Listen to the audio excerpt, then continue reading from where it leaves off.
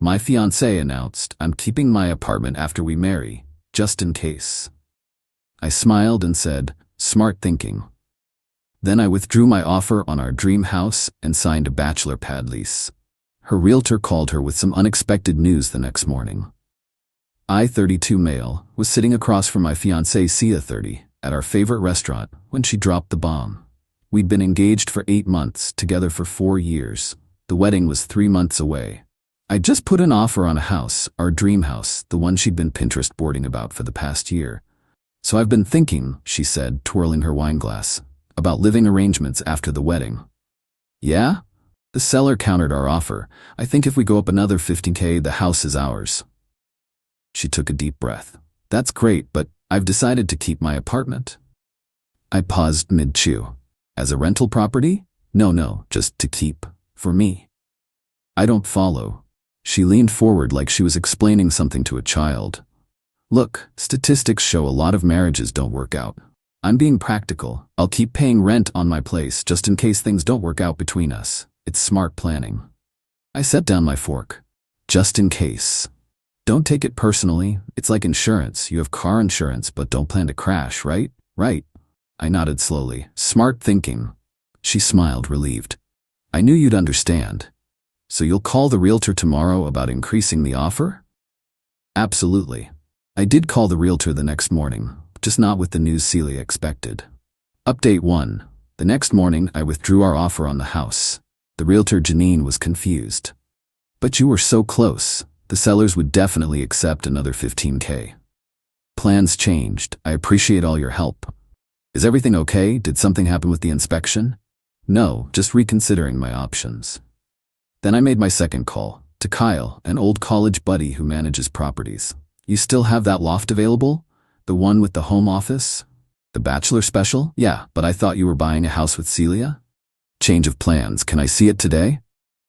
The loft was perfect. Modern, minimalist, walking distance to work. 1 bedroom, 1 office, definitely not designed for a married couple. I signed a 2-year lease on the spot. That evening, Celia called from her lunch break. Hey babe, did you call Janine about the counteroffer? I did. And? Are we getting the house? Actually, I withdrew our offer. Silence. Then you what? Why? Well, I got to thinking about what you said, about being practical, smart planning, so I signed a lease on a 1-bedroom loft instead. A 1-bedroom? What about me? You're keeping your apartment, remember? Just in case, this place is perfect for just me. That's not. I mean, where am I supposed to live after the wedding? In your apartment? The one you're keeping? Ryan, that's ridiculous. I'm keeping it as backup. We're supposed to live together. Oh, that's confusing. When you said you were keeping your apartment just in case, I assumed you meant you'd be living there. My mistake. She hung up. 20 minutes later, she was at my door, hair frazzled, still in her work clothes. We need to talk about this misunderstanding, she announced, pushing past me.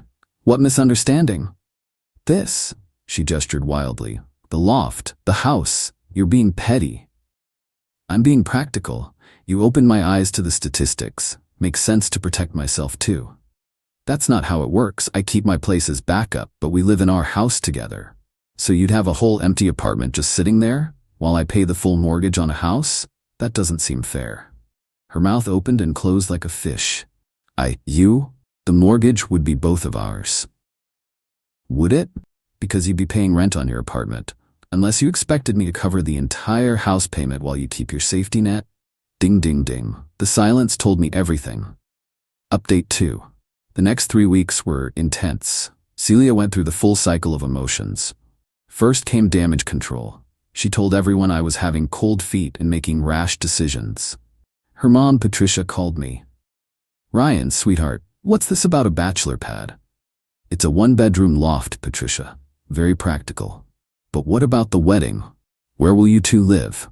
Celia's keeping her apartment. She was very clear about that. That's just, I'm sure she didn't mean. She literally said, just in case things don't work out. I'm just being equally practical. Patricia sighed. This is all some silly misunderstanding. Can't you just buy the house anyway? Why would I buy a house for someone who's already planning for our divorce? She didn't have an answer for that. Then came the bargaining. Celia showed up with spreadsheets. Look, she said, laptop open on my kitchen counter. I've run the numbers. If we split the house payment 60-40, I can still afford my apartment. See? Everyone wins. So I'd pay 60% of the mortgage while you keep a backup apartment? It's only 60% because I'd be paying rent too. It's totally fair. I looked at her calculations. She'd even added a line item for Celia's security fund, basically me subsidizing her apartment. Counteroffer, I said. We both keep our separate places. After a year of marriage, if things are good, we look for a house together. A year? We're supposed to be newlyweds living in a gorgeous house, not living separately like roommates. Then give up the apartment. I can't. What if something happens? Then I guess we have our answer. She slammed the laptop shut and left. Her friend group attempted an intervention next. Britt, Haley, and Jade showed up at my gym. We need to talk, Britt announced, cornering me by the water fountain. About? You're ruining Celia's life over nothing. Haley chimed in. She's just being smart. So am I.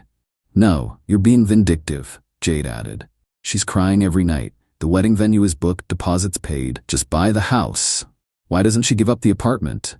They exchanged glances. Because that's different. Women need security. And men don't? You make more money. Britt accused. Which is why she thinks I should pay most of the mortgage while she keeps her escape hatch? They had no response to that either. Update 3. 2 months before the wedding, things escalated. Celia had been telling people we were working through it and the house was still in negotiations. She'd even kept Janine, our realtor, on standby. Then I posted on Instagram. Just a simple photo of my loft with the caption, "Love my new place, perfect for the bachelor life." My phone exploded. The first call was from Trevor, one of my groomsmen. Bro, what's this about bachelor life? The wedding's in 8 weeks. Yeah, about that. Within an hour, Celia was banging on my door again. This time, she brought reinforcements, her mom and her sister Daphne. How dare you? Celia screamed the moment I opened the door. Bachelor life? Are you calling off the wedding? I haven't called off anything, just being honest about my living situation. Patricia tried the calm approach. Ryan, be reasonable. Celia made one small request about keeping her apartment. As divorce insurance, I interrupted. She literally called it insurance for when we split up. That's not what I meant, Celia wailed. Then what did you mean? I wanted security from your future husband. Got it. Daphne stepped forward. You're being financially abusive. How? By not buying a house for someone who's planning for our marriage to fail? By controlling her with money. I'm not controlling anything. She can keep her apartment. I'll keep my loft. Everyone's happy. That's not a marriage, Celia shouted. Married people live together. Then, give up the apartment. I can't. You don't understand. What if you leave me? What if you cheat? What if you leave? What if you cheat? Your apartment plan only protects you, not us. She actually stamped her foot. That's different. I'm taking all the risk getting married. How exactly are you taking more risk than me? I'm giving up my independence, my freedom, your backup plan? Yeah, that's the problem. They left after more shouting. But the real kicker came the next day. I got a call from Janine, the realtor. She was laughing. Ryan, you're not going to believe this. Celia just called asking if the house was still available. Is it? Well, no. The sellers accepted another offer last week. But here's the thing. She wanted to know if she could buy it. Solo. Said you two were restructuring your financial arrangement. She wanted to buy our dream house? Without me? Gets better. She asked if I knew any programs for first-time buyers with low down payments. When I told her she'd need at least 20% down for a house that size, she asked if you'd already put down a deposit she could use. Are you serious? Dead serious. She seemed to think that since you'd made the original offer, any earnest money was communal property. We're not even married yet. That's what I told her. She hung up on me. Update 4. 1 month before the wedding, Celia had gone nuclear.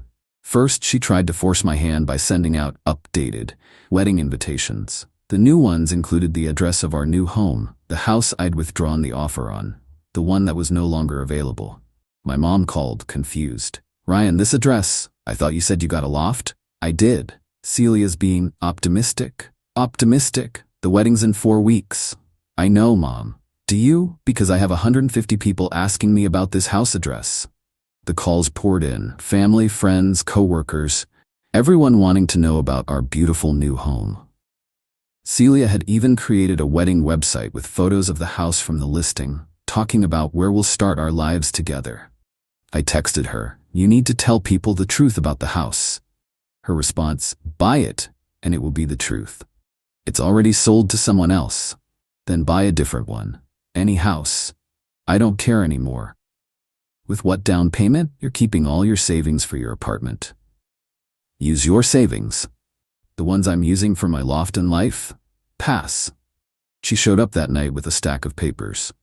"I found the solution," she announced triumphantly. They were loan documents. For a house she'd found. A different one, smaller, in a worse neighborhood. The kicker? She'd listed me as the primary borrower without my knowledge. "You started a loan application in my name? It's perfect. The payment is less than the other house. You can afford it alone." "Celia, this is fraud." "It's not fraud. We're getting married. What's yours is mine. We're not married yet. And you're keeping a separate apartment. How is what's mine yours if what's yours isn't mine? Stop twisting things. Just sign the papers." "No." "Then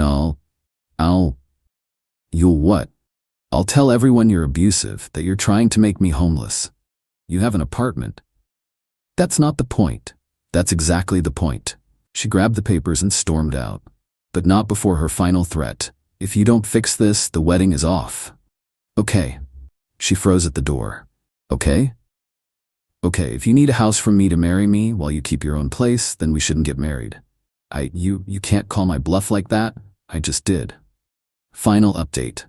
The wedding was officially called off 2 weeks before the date. Celia tried to spin it as mutual, but the truth came out when her sister Daphne drunk posted on Facebook, "My sister deserves better than a man who won't even buy her a house. Ryan is trash. She just wanted to keep her apartment for safety, and he turned it into this whole thing. Now she's stuck in her tiny apartment while he lives in his bachelor pad. Men are garbage." The comments were enlightening. Turns out, several of Celia's friends knew about her plan all along. Britt commented, "Girl, I told you to wait until after the wedding to tell him about keeping the apartment." Haley added, "Should have just bought the house first, then mentioned it." My favorite was from Jade. "This is why you don't date men who think they deserve equality." The mask had fully slipped, but Celia wasn't done. She tried one last Hail Mary. She showed up at my loft with her dad, Robert. He was a successful contractor, the type who'd worked his whole life and expected other men to step up. "Ryan," he said, trying to look stern, "this has gone far enough. My little girl is heartbroken. I'm sorry to hear that. You're going to fix this. You're going to buy a house, marry my daughter, and stop this nonsense about her apartment." "No, I'm not." His face went red. "Excuse me? Your daughter wants me to buy a house while she keeps a backup apartment. That's not a partnership. That's called being smart. You should be proud she's thinking ahead. By planning for our divorce before we're married, by protecting herself. You know what kind of world we live in." "Yeah, I do, which is why I'm protecting myself too." Celia had been quiet until now. Suddenly, she burst into tears. "I just wanted security. Is that so wrong?" "No, but expecting me to provide everything while you keep your exit strategy? That's wrong." Robert stepped closer. "Now listen here." "No, you listen. Your daughter spent 4 years with me. She knows I'm not abusive, not a cheater, not a bad partner, yet she still wants divorce insurance. What does that tell you?" "It tells me she's smart.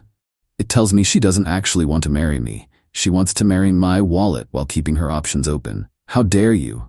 "I dare because it's true, and deep down you all know it." Celia's tears mysteriously stopped. "Fine, you want the truth?" "Yes, I wanted security. Yes, I wanted to make sure I'd be okay if things went wrong.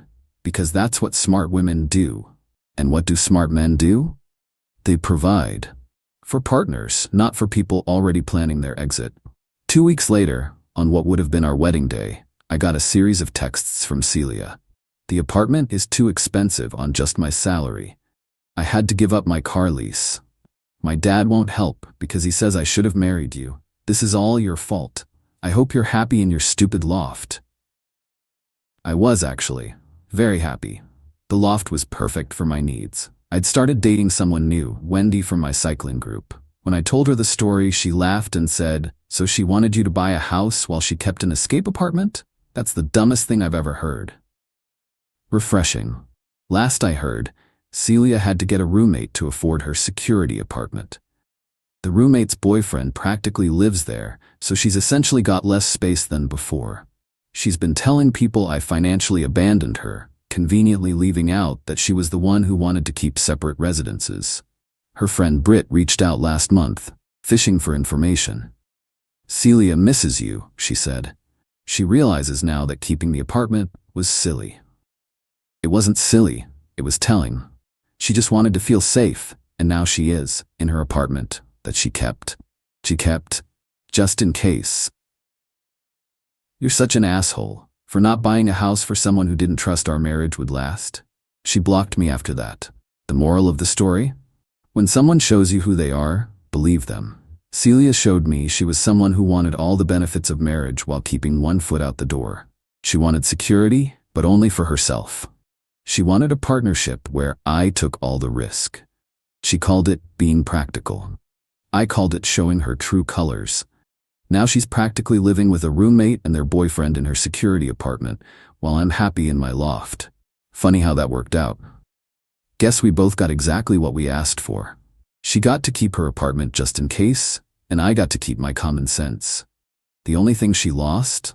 The guy willing to actually commit while she hedged her bets. Smart thinking indeed.